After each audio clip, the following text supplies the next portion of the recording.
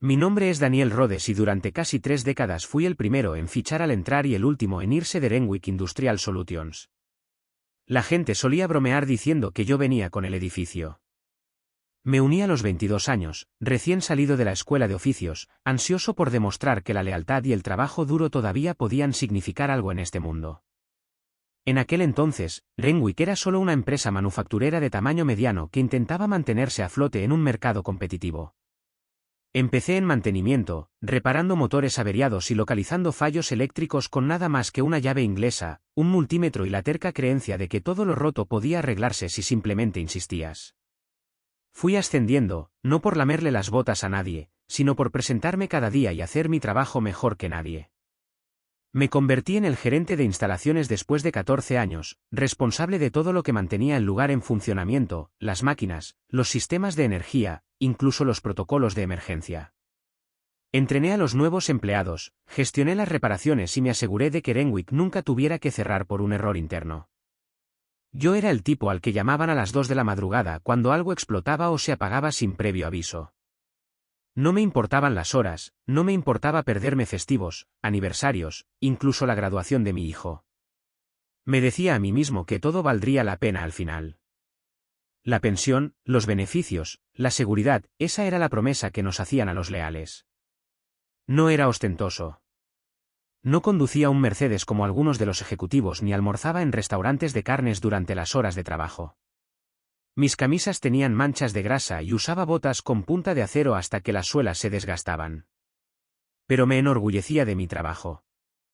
Mantenía las luces encendidas, literalmente, y la gente respetaba eso. O eso creía. Acababa de cumplir 51 años cuando me lo dijeron. 3 días antes de mi 30º aniversario laboral. 3 días antes de que mis beneficios de jubilación y mi seguro de salud vitalicio estuvieran programados para activarse. Reestructuración de la empresa, dijo el señor Andrew Bass, el nuevo CEO. Tendría unos 35 años, recién salido de alguna universidad de la Ivy League, con dientes perfectos y un apretón de manos que se sentía como un pescado flácido. Usted entiende cómo funcionan los negocios, dijo con una sonrisa que nunca olvidaré, petulante, ensayada, del tipo que le das a alguien justo antes de apuñalarlo por la espalda y pedirle que te dé las gracias por ello. Me entregó los papeles del despido como si nada. Sin fiesta de despedida, sin apretón de manos de recursos humanos, sin reloj de oro ni certificado enmarcado. Solo un cheque de indemnización impreso, un genérico gracias por su servicio y una caja de cartón vacía para mis cosas. No discutí. No grité. Ni siquiera parpadeé. Firmé los papeles, recogí mis herramientas y salí por la puerta principal por última vez.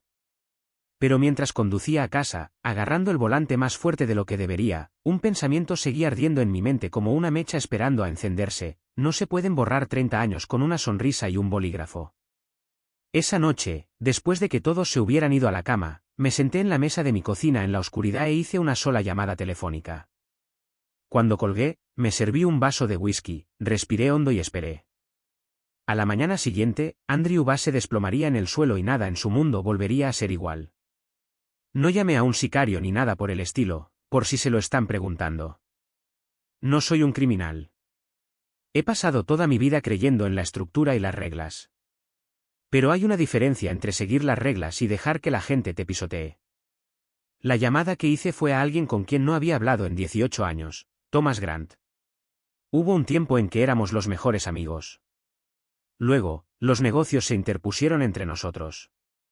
En 2007, Tom y yo le propusimos un sistema de eficiencia a Renwick, un sistema de red inteligente que les ahorraría miles anualmente en costos de energía y mantenimiento. Yo tenía el plano, él tenía el software. Lo rechazaron. Éramos unos don nadie, dijeron, no el tipo de mentes en las que se invierte. 6 meses después, Renwick implementó un sistema sospechosamente similar, pero bajo el nombre de otra persona, el tío de Bass, para ser exactos. Lo perdimos todo y nunca volvimos a hablar. Pero Tom no lo había olvidado. Yo tampoco. Seguí su carrera a distancia. Se hizo un nombre después de Renwick, discretamente, bajo diferentes nombres de empresas, todo mientras recopilaba pruebas de robo corporativo, manipulación de datos e infracción de patentes. Resulta que Renwick tenía un largo historial de explotación de sus empleados de menor rango. Yo no era el único al que desechaban justo antes de que sus beneficios se activaran. Y ahora Andrew Bass, sonriente, de traje perfecto, Andrew, continuaba con el legado familiar. La llamada de esa noche fue corta. ¿Estás seguro de que quieres hacer esto?, preguntó Tom. Les di 29 años, dije. Ellos me dieron una caja. Una pausa. De acuerdo. Te enviaré un archivo mañana. Reenvíalo a la gente adecuada y los veremos arder. Cuando me desperté a la mañana siguiente, encontré una carpeta encriptada en mi bandeja de entrada. Dentro, una década de correos electrónicos internos, informes financieros y, lo más condenatorio de todo, pruebas de inspecciones de seguridad fraudulentas firmadas por el propio Bass. No solo era poco ético, era criminal. Pero aquí está el truco con la corrupción corporativa, nunca es suficiente tener la verdad. Tienes que saber dónde soltarla para que explote. No se la envié a la policía. Todavía no. En cambio, envié una copia a otra persona, alguien que había estado tratando de infiltrarse en Renwick durante años. Su nombre era Naomi Park, una periodista de investigación que dirigía un sitio de vigilancia de nicho pero respetado, especializado en delitos de guante blanco. Me había contactado una vez, años atrás, sobre el trato en el lugar de trabajo en Renwick. En aquel entonces, tenía demasiado miedo para hablar. No esta vez. Incluí una breve nota, una vez preguntó por Renwick. Estoy listo para hablar. Daniel Rhodes. En una hora, respondió, señor Rhodes, me acaba de dar la historia del año. Reunámonos esta noche. Y fue entonces cuando comenzó el verdadero desenlace. Nos reunimos en un diner a las afueras de la ciudad, el tipo de lugar donde nadie hace preguntas y el café fluye como el agua. Naomi Park era más aguda de lo que recordaba. Llevaba una chaqueta sencilla y sin maquillaje, su grabadora ya estaba sobre la mesa antes de que me deslizara en el reservado. Tienes una pinta horrible, dijo sin siquiera una mueca. Sí, bueno, respondí. La lealtad corporativa no envejece como el vino. Golpeó la grabadora. Cuéntamelo todo. Durante las 2 horas siguientes, lo solté todo. Nombres, fechas, encubrimientos. Las inspecciones de seguridad fraudulentas, la verdadera razón por la que el incendio del viejo almacén nunca fue investigado, el patrón de despidos justo antes de los umbrales de jubilación. Incluso tenía viejos libros de registro y registros de autorización de seguridad que había guardado por costumbre, pensando que algún día serían unas buenas memorias. Resulta que serían algo mucho más valioso, pruebas. Cuando finalmente me recliné, exhausto, Naomi no habló durante un largo rato. Solo miraba las notas que había garabateado con una letra apretada y perfecta. Esto es sistémico, dijo finalmente. ¿Me estás diciendo que han estado recortando los beneficios de los empleados durante más de una década solo para mantener las cuentas saneadas? Sí, dije. Y Bass, no solo lo continúa, lo está acelerando. Levantó la vista. Si siquiera la mitad de esto se sostiene, Daniel, esto podría cerrarlos. Asentí. Ese es el plan. Hizo una pausa en la grabadora. ¿Estás preparado para lo que viene ahora? No respondí de inmediato. La verdad era que no lo estaba, no del todo. Todavía me estaba adaptando a la realidad de que mi carrera había terminado con un sobremanila y una sonrisa forzada. Pero algo más profundo que el miedo se había apoderado de mí, una rabia silenciosa, del tipo que no quema caliente, sino fría y precisa. Estaba lo suficientemente preparado. La primera noticia se publicó una semana después. Renwick Industrial acusada de fraude sistemático de pensiones, gritaba el titular en todos los feeds de noticias que revisaba. Naomi había hecho bien su trabajo. Respaldó cada afirmación con registros, citas, documentos escaneados. Incluso publicó extractos de los correos electrónicos de Bass donde bromeaba sobre recortar la grasa vieja antes de la temporada de pensiones. Mi teléfono no paraba de sonar. Viejos compañeros de trabajo, antiguos supervisores, incluso algunos de los ejecutivos que me habían evitado en la sala de descanso ahora querían hablar. Algunos estaban furiosos, otros agradecidos, la mayoría estaban atónitos. Pero no todas las reacciones fueron positivas. 2 días después de que se publicara la historia, un todoterreno negro se aparcó al otro lado de la calle de mi casa. Un hombre de traje observaba mi puerta desde el asiento del conductor. No salió. No lo necesitaba. Sabía exactamente para qué estaba allí. Una advertencia. Querían que supiera que estaban observando. Al día siguiente, encontré mi buzón forzado y vaciado. La mañana siguiente, dejaron un cuervo muerto en mi porche. Tácticas de intimidación clásicas. Llamé a Naomi. Están tratando de asustarme. ¿Tienes miedo?, preguntó. No, respondí. Pero estoy cabreado. Fue entonces cuando me habló de las protecciones para denunciantes que se estaban organizando. Se estaban formando demandas, una demanda colectiva ya tenía 14 demandantes y las agencias gubernamentales estaban solicitando entrevistas. Ella me cubría las espaldas. También lo hacía un número creciente de ex empleados de Renwick que finalmente estaban hablando. Gente que, como yo, había permanecido en silencio demasiado tiempo. Mientras tanto, Bass no se iba a rendir en silencio. Hizo lo que las serpientes como él siempre hacen, celebró una rueda de prensa, culpó a ex empleados descontentos y prometió una auditoría interna. Sonrió durante todo el proceso, como si las paredes no se estuvieran derrumbando detrás de él. Pero Naomi no había terminado. El segundo artículo cayó con más fuerza que el primero. Esta vez publicó un reportaje completo sobre el incendio del almacén de 2013, completo con registros del jefe de bomberos, informes falsificados y la declaración de un testigo confidencial que atribuía la culpa directamente a protocolos de mantenimiento descuidados. Y fue entonces cuando sucedió.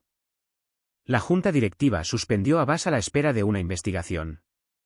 Documentos internos comenzaron a filtrarse de ejecutivos en pánico que intentaban cubrirse. Los precios de las acciones se desplomaron, los inversores comenzaron a retirarse. Y yo lo veía todo desde mi modesto salón, bebiendo café solo y cambiando de canal entre la cobertura de noticias, las audiencias judiciales y el pánico de los accionistas. Pero la victoria no se sentía como pensaba. El hombre que se había sentado frente a mí en la mesa del despido, sonriendo como un lobo, ahora aparecía en todos los segmentos de noticias de negocios. Palabras como fraude, demanda y negligencia criminal seguían a su nombre como una procesión fúnebre. Y aún así, no me trajo paz. Todavía no una noche, 2 semanas después del escándalo, mi hijo Marcus vino a visitarme. Ahora trabajaba en la construcción, manos ásperas, piel quemada por el sol, un trabajo honesto. No siempre habíamos sido cercanos. Me perdí muchos de sus hitos persiguiendo plazos de trabajo y llamadas de emergencia. Se quedó en mi cocina, viéndome remover la sopa en la estufa. Vi las noticias, dijo. Asentí. ¿Realmente lo hiciste, eh? Su voz no era crítica, solo incierta. No lo planeé, dije. Pero cuando me echaron, no podía dejar que se salieran con la suya. Se acercó, cogió una cuchara y probó la sopa. Todavía tiene demasiada sal, murmuró. Luego, después de una pausa, estoy orgulloso de ti, papá. Dejé de remover. Lo digo en serio, continuó. Te tocó una mala mano, pero no te retiraste. La jugaste mejor que nadie. Fue entonces cuando me di cuenta. Esto no era solo por venganza. Se trataba de mostrarle a gente como Marcus que no tienes que aceptar la injusticia en silencio. Que cuando el sistema te falla, no tienes que fallarte a ti mismo. Luchas. Te pones de pie, incluso si te tiemblan las rodillas.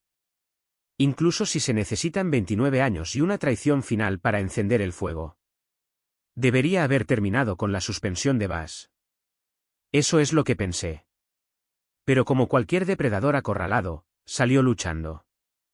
Una semana después de que se publicara el segundo reportaje, mi abogada me llamó presa del pánico. Están presentando una demanda por difamación en tu contra, dijo. El equipo legal de Bass alega que los archivos que compartiste eran propiedad robada de la empresa. También alegan que falsificaste pruebas. No dije nada al principio. Simplemente dejé que se asentara, como un peso en mi pecho. Después de todo esto, después de decir la verdad, después de arriesgarlo todo, estaban dándole la vuelta a la historia. Es para asustarte, dijo ella. Para desacreditarte y detener la investigación. No entres en pánico. Pero sí entré en pánico. En silencio. No solo le había enviado esos archivos a Naomi. Guardé copias de seguridad. Una en un viejo USB. Otra impresa, guardada en un sobresellado en una caja de seguridad a nombre de mi esposa. Pero no me esperaba esto. No esperaba que Vas arriesgara aún más exposición solo para silenciarme. Ese mismo día, un nuevo segmento de noticias afirmó que yo tenía una vendetta personal contra la empresa.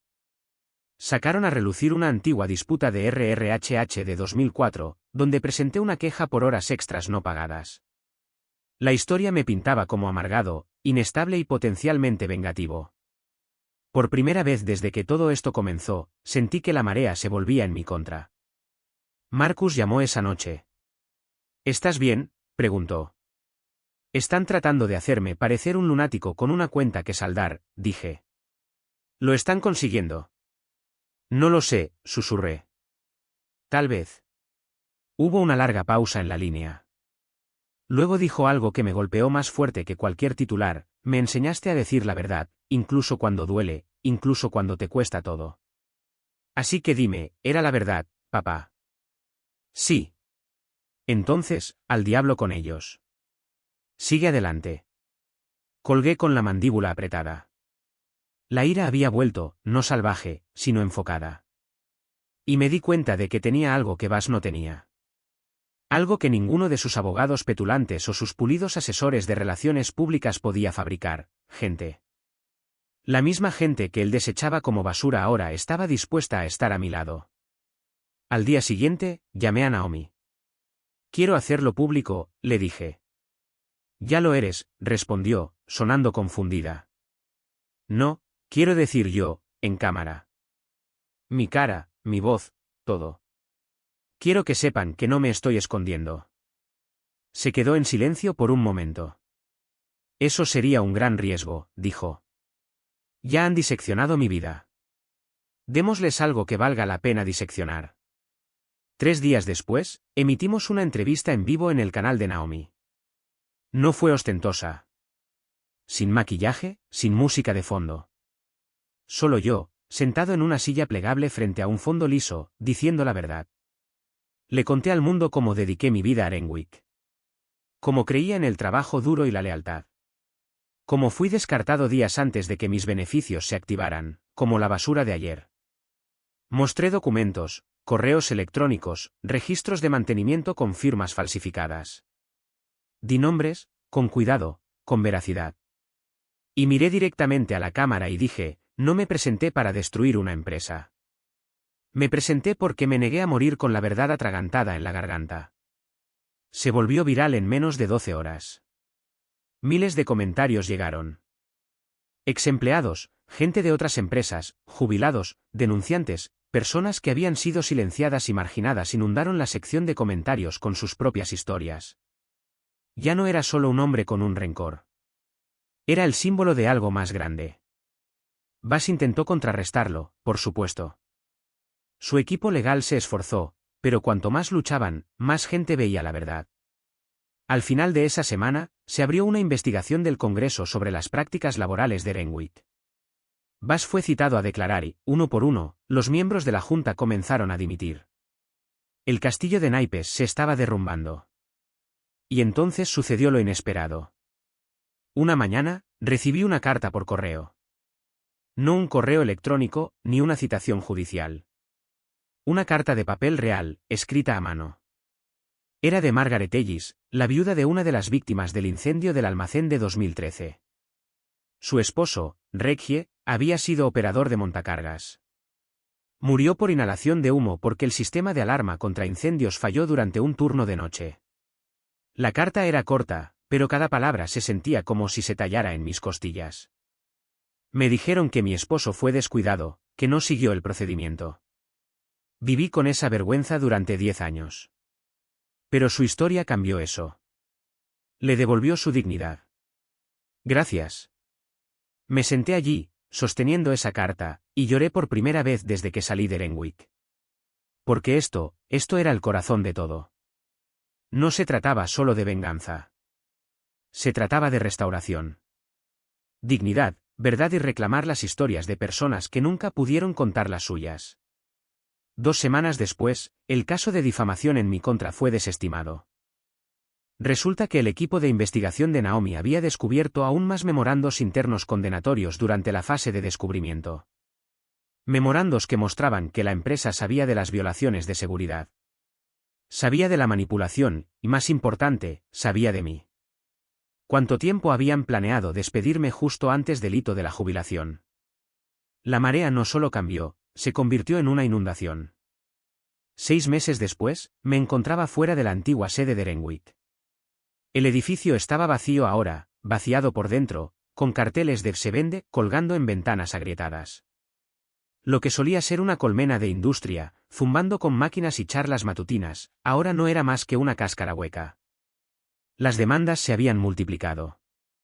Bass fue acusado de varios cargos, incluyendo fraude corporativo, destrucción de pruebas y poner en peligro a los empleados. Se declaró inocente, por supuesto, pero su audiencia de fianza no le fue bien. Lo último que supe es que estaba bajo arresto domiciliario en su mansión, viendo cómo todo lo que construyó se desmoronaba en las noticias por cable. Renwick Industrial Solutions se declaró en bancarrota hace 2 meses. Sus activos estaban siendo liquidados para pagar los acuerdos. Y yo no era rico. No quería serlo. El pago de la demanda colectiva no fue masivo, pero fue justo. Y lo que es más importante, fue una admisión de culpabilidad. Le di una parte a la viuda de Reggie, Margaret Ellis. Lloró por teléfono cuando se lo dije. Dijo que no esperaba nada más que un agradecimiento. Le dije que Reggie merecía algo mejor. Todos lo merecían. Marcus vino a visitarme un fin de semana a principios de primavera. Estábamos plantando flores en el jardín trasero, algo en lo que nunca pensé que encontraría paz. Pero hay algo sanador en la tierra bajo las uñas cuando tu alma ha sido raspada hasta dejarla en carne viva. Me miró y dijo, ¿y ahora qué, papá? Era una buena pregunta. No lo sé, dije. Tal vez nada. Tal vez todo. Se rió entre dientes. Esa suena como una de esas respuestas crípticas de viejo. Probablemente lo es, sonreí. Pero la verdad es que tenía ideas. Por primera vez en décadas, tenía tiempo. Tiempo para pasar con la gente que solía extrañar. Tiempo para pensar, para escribir, para enseñar. Un colegio comunitario local se había puesto en contacto después de ver la entrevista. Querían que hablara sobre ética e industria. Imagínense. Un veterano manchado de grasa hablando con futuros CEOs sobre lo correcto y lo incorrecto. Y luego estaba Naomi. Se había vuelto nacional. Su serie sobre Renwick había ganado un premio de periodismo. Me invitó a la ceremonia, pero decliné cortésmente. Esa era su lucha, y ella merecía el protagonismo. Yo ya había tenido suficiente de eso. Pero sí me envió un titular enmarcado. El primero. El que lo empezó todo. Despedido días antes de la jubilación, la historia de un hombre derriba a un gigante. Lo colgué en mi garaje. No para regodearme, sino para recordar. Para recordarme a mí mismo que la verdad no siempre es silenciosa. A veces ruge. La gente a menudo me pregunta si me arrepiento de haber estado tanto tiempo en Renwick. Si volvería atrás y cambiaría algo. Pienso mucho en eso. Hay una versión de mí, joven, esperanzado, todavía creyendo que el trabajo duro siempre da sus frutos, que habría dicho que sí. Que podría haber buscado otro trabajo, iniciado un negocio, tal vez incluso viajado. Pero ahora, no. No me arrepiento. Porque si no me hubiera quedado, no habría visto cuán profunda llegaba la podredumbre. No habría sabido lo que le hicieron a gente como yo. Y como a Reggie. No los habría expuesto. Y más que nada, no habría encontrado mi voz. Vas por la vida pensando que estar en silencio te hace fuerte. Que la lealtad es lo mismo que la dignidad. Que aceptas lo que te dan y mantienes la cabeza gacha. Pero a veces la dignidad es dejar el trabajo al que le diste tu vida con la cabeza bien alta y decir, no pueden borrarme.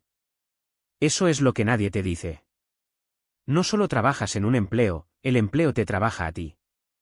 Y si lo dejas, arrancará pedazos de tu alma hasta que no quede nada más que una cáscara y un uniforme. Pero si luchas, si hablas, si te niegas a ser olvidado, puedes recuperar esos pedazos. Todavía me despierto temprano por costumbre. Todavía hago café solo.